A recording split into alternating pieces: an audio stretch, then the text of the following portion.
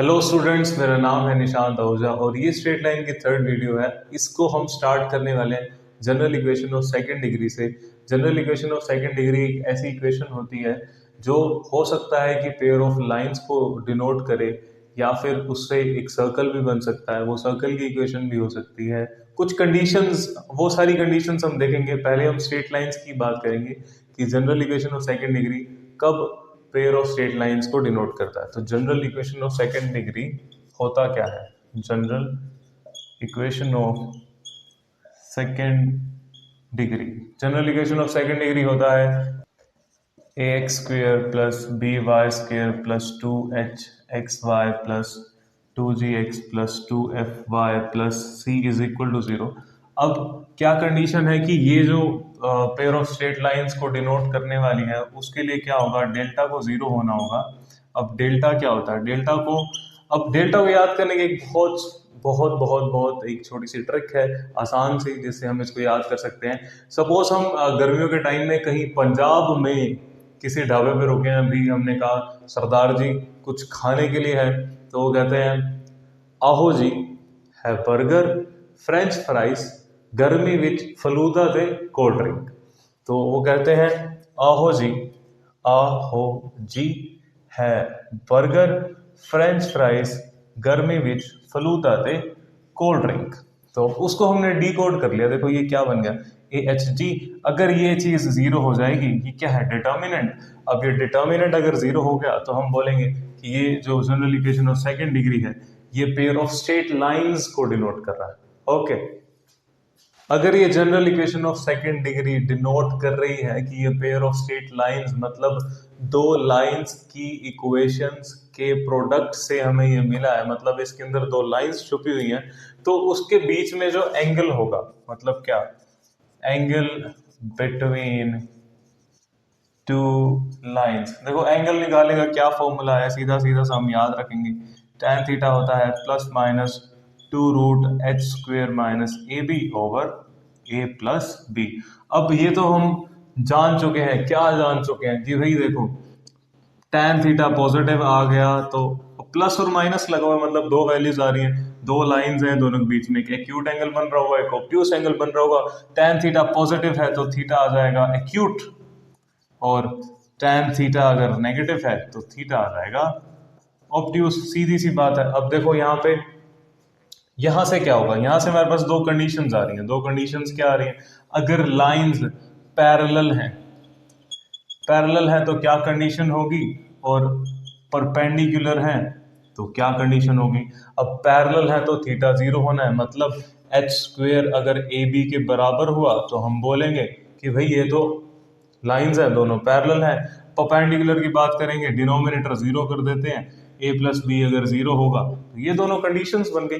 ठीक है, अब हम बात करेंगे homogeneous equation of second degree. Homogeneous equation of second degree कहती है कि दो लाइंस जो ओरिजिन से ही पास हो रही हैं, उन दोनों की इक्वेशंस का जब प्रोडक्ट लेंगे तो जो इक्वेशन हमें मिलेगी वो homogeneous equation of second degree होगी, और वो दो लाइंस को डिनोट करेगी, पेयर ऑफ लाइंस को डिनोट करेगी।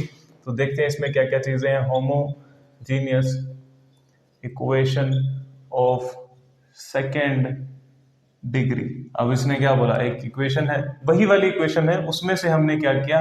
ax² plus 2h(xy) plus by² is equal to 0। इसमें क्या है? देखो x into x, x into y, y into y. Homogeneous का मतलब क्या होता है कि वेरिएबल देखो दो बार मल्टीप्लाई हो रहा है, यहाँ पे भी दो बार मल्टीप्लाई हो रहा है, यहाँ पे भी दो बार, तो इसका मतलब ये जो इक्वेशन बनी ये होमोजीनियस इक्वेशन है। अब ये डिनोट कर रही है दो लाइंस को, दो ऐसी लाइंस को जो ओरिजिन से पास हो रही है। इसका मतलब क्या? एक लाइन होगी y is equal to m1x, दूसरी लाइन होगी y is equal to m2x। अब क्या होगा? m1 m2 कैसे निकलेगा? अब इसको, ये क्वाड्रेटिक है किस में? x² में, या क्वाड्रेटिक है y² में, तो हम y की वैल्यू निकाल सकते हैं, तो हमें m1 m2 मिल जाएगा। तो m1 m2 की वैल्यूज आती हैं -h minus √h² minus AB over B। Next values होती है वो प्लस होती है h² minus AB over B। इससे हम क्या कर सकते हैं? m1 प्लस m2 निकाल सकते हैं। m1 प्लस m2 सम क्या निकलता है? देखो -2h ओवर B, या प्रोडक्ट क्या निकलता है? ए ओवर बी। हम सीधा यहां से इस वाली इक्वेशन को ऐसे लिख सकते हैं, देखो b y square plus 2h x y plus a x square is equal to 0। हमने क्या किया, y की वैल्यूज निकाली है ना, अब y की दो वैल्यूज आई हैं तो इसमें से सम कैसे निकालेंगे, सम क्या होता है माइनस बी बाय 2a मतलब minus 2h bye B, product क्या होता है a बाय बी। ये देखो बिल्कुल सिंपल सी बात है, यहां से भी निकाल सकते हैं, यहां से भी निकाल सकते हैं। अब इसमें इंपॉर्टेंट बात ये है कि अब m1 m2 हमारे पास आ चुका है, इन दोनों लाइंस से हमें क्या कंडीशन मिलेगी, अगर लाइंस परपेंडिकुलर हैं, लाइंस परपेंडिकुलर हैं तो क्या होंगी, परपेंडिकुलर लाइंस हैं या पैरेलल लाइंस हैं। पैरेलल लाइंस की बजाय हम यूज करेंगे कोइंसिडेंट लाइंस, कोइंसिडेंट लाइंस मतलब दो लाइंस है, दोनों ओरिजिन से पास हो रही हैं और दोनों के स्लोप अगर सेम हो जाएंगे तो वो कोइंसिडेंट लाइन होगी। परपेंडिकुलर लाइंस की क्या कंडीशन होगी, वही सेम a प्लस बी जो है वो 0 होना चाहिए। कोइंसिडेंट में क्या होगा, h स्क्वायर ए बी के बराबर होना चाहिए। ओके तो हमारे पास ये कुछ रिजल्ट्स हैं, क्या कहते हैं, combined equation of angle bisector between the lines represented by, अगर 2 डिग्री वाली इक्वेशन है उससे हमें पता चल गया कि ये लाइंस को रिप्रेजेंट कर रही है, तो उसके जो बाइसेक्टर्स की दोनों लाइंस होंगी उनकी कंबाइंड इक्वेशन जो होगी वो x square minus y square over a minus b is equal to x y over h होगी। इसमें कंडीशन है ए बी के बराबर नहीं होना चाहिए, एच जीरो नहीं होना चाहिए मतलब डिनोमिनेटर्स जीरो नहीं होने चाहिए।